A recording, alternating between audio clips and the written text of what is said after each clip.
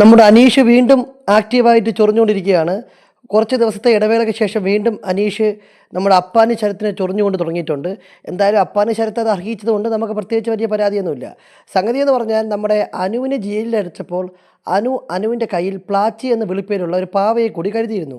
അതിനുശേഷം ക്യാപ്റ്റൻ അപ്പാനി ശരത്ത് വന്ന് ഇവർക്ക് ടോയ്ലറ്റിൽ പോകാൻ വേണ്ടി ജയിൽ തുറന്നു കൊടുക്കുന്നുണ്ട്. അപ്പോൾ അനു ഈ പ്ലാച്ചിയും കൊണ്ടാണ് പോയത്. അതിനുശേഷം അനീഷ് അപ്പാനിയെ നോക്കി പറയുന്നുണ്ട്, ഇതൊക്കെ ക്യാപ്റ്റൻ്റെ കഴിവുകേടാണ്.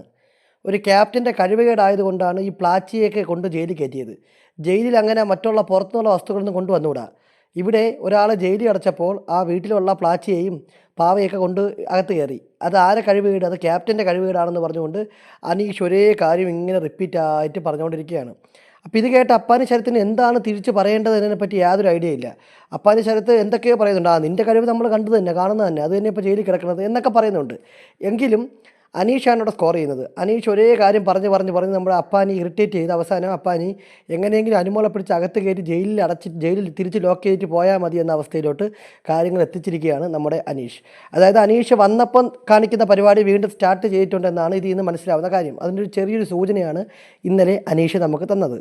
ബിഗ് ബോസുമായി ബന്ധപ്പെട്ട ഇത്തരം അപ്ഡേറ്റുകൾ ലഭിക്കാൻ നമ്മുടെ ചാനൽ സബ്സ്ക്രൈബ് ചെയ്യുക.